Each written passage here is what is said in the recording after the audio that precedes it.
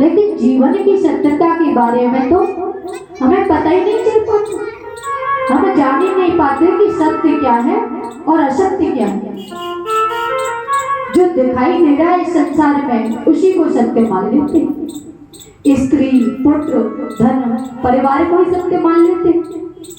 उनकी सेवा करना, उनकी इच्छा पूर्ति करना, यही हमारा उद्देश्य बन जाता है। लेकिन स्त्री, पुत्र, धन, परिवार ये सत्य नहीं है, क्योंकि जो सत्य वस्तु होती है उसका कभी अभाव नहीं होता है। नास्तो विरते भावो न भावो विरते सत्ता। असत्य की कोई सत्ता नहीं और सत्य का कभी अभाव नहीं होता। जिसे हम सत्य मान करके बैठे हैं वो तो आज है, कल नहीं रहे, तो सत्य कैसे हुआ?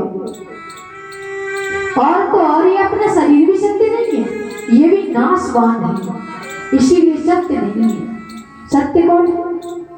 अविनाशी तू तद्वित्ति येन सर्वदम ततम विनाशम व्यप्यश्र कश्चित् कोर्तुम महर्षि। जिससे ये जगत दृश्यमान है वही सत्य है। और सत्य को जानने के लिए ही हमें ये शरीर मिला है। जिन कार्यों को हम प्राथमिकता दे रहे हैं ये तो सब भाग्य से मिल ही जाता है।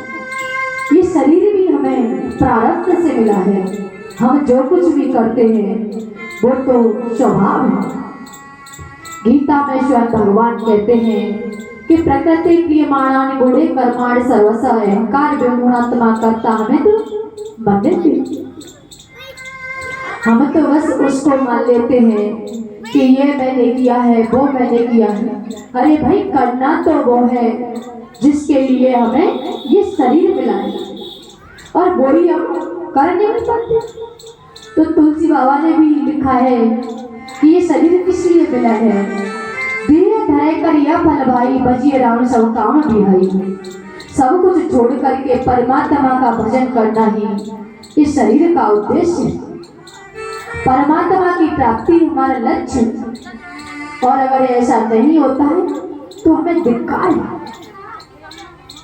पूज्य श्री डोंगरे जी महाराज कहते हैं कि मानव का शरीर तो केवल परमात्मा का दर्शन करने के लिए मिला है, क्योंकि मानव ही एक ऐसा है जो भगवान का दर्शन कर सकता है।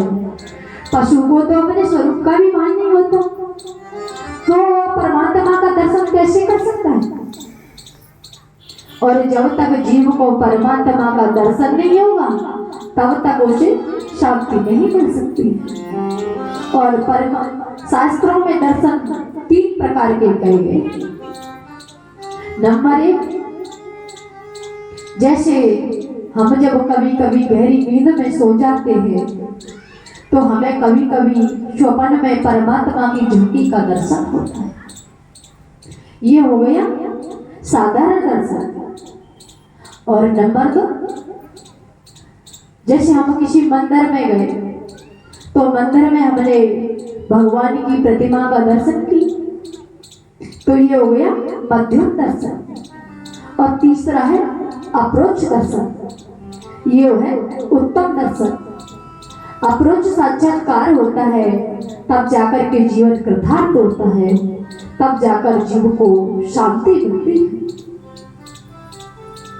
और वेदांत में साक्षात्कार 2 प्रकार के कहे गए, परोक्ष और अप्रोच। ईश्वर है ऐसा मानना, अर्थात कोई शक्ति है जिससे ये पूरा संसार चल रहा है, ये है परोक्ष साक्षात्कार।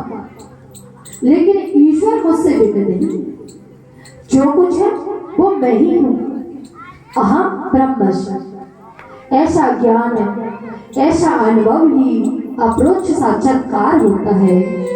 परमात्मा के देखो परोक्ष दर्शन से कोई विशेष लाभ नहीं होता, लेकिन अप्रोक्ष साक्षात्कार होता है तब जीवन कृतार्थ होता है। और ये शरीर केवल परमात्मा का दर्शन करने के लिए मिला है। आज इसी प्रश्न का उत्तर देने के लिए श्री सूत जी महाराज मंगलाचरण करते हैं। सच्चिदानंद रूपाय विश्वोपत्यादि हेतुवे तापत्रय विनाशाय श्री कृष्णाय वयं नमः। जो जगत की उत्पत्ति, पालन और प्रलय का हेतु है, जो तीनों तापों का नाश करता है, ऐसे भगवान श्री कृष्ण के चरणों में हम सब बंधन करते हैं। परमात्मा के 3 स्वरूप शास्त्रों में कहे गए, सत्य, चित और आनंद। सत्य सर्वत्र प्रकट रूप से है, चित मौन है और आनंद अप्रकट रूप से है, विद्यमान है। जड़ वस्तुओं में सत्य और चित है लेकिन आनंद नहीं। लेकिन जीव में सत्य और चित प्रकट रूप से है और आनंद अप्रकट रूप से है, अव्यक्त रूप से है। वैसे आनंद जीव का अपना ही स्वरूप है, क्योंकि परमात्मा आनंद स्वरूप है, तो जीव भी तो आनंद स्वरूप हो। तो आज आनंद तो ब्रह्मते विजनाता और हम भी उस परमात्मा के अंश हैं, तो जीव भी परमात्मा का अंश है, तो परमात्मा आनंद स्वरूप है, तो जीव भी तो आनंद स्वरूप हुआ। लेकिन हम अपने स्वरूप को तो भूल गए और बाहर की वस्तुओं में आनंद को ढूंढने लगे, बाहरी विषयों में आनंद को देखने लगे।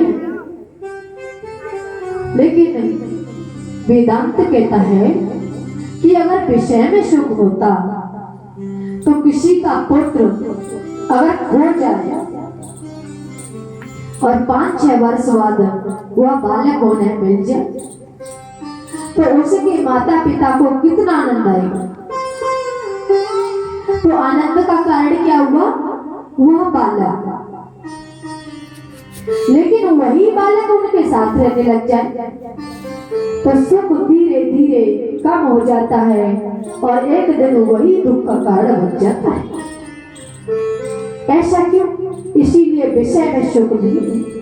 हमें जो कुछ भी सुख मिलता है वह हमारा ही स्वरूप है।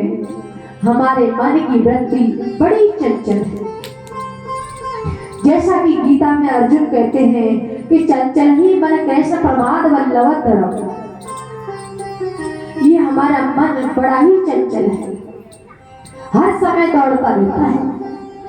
लेकिन जब इसको अपनी रुचि के अनुसार विषय प्राप्त हो जाता है तो हमारे मन की वृत्ति कुछ क्षण के लिए स्थिर हो जाती है और अंतर्मुखी होकर के अपने स्वरूप को पकड़ लेती है।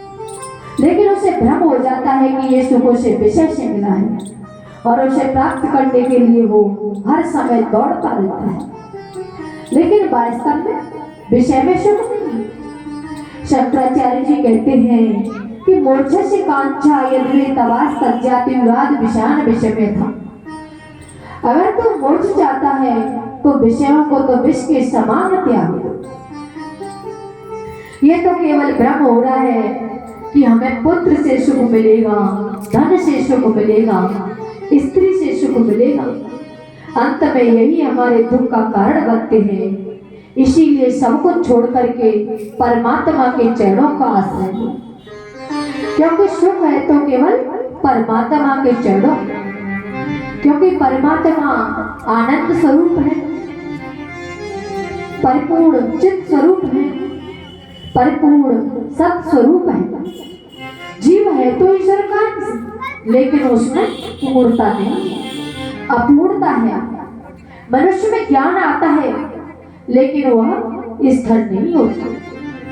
किस पे हुआ रे दीवाना,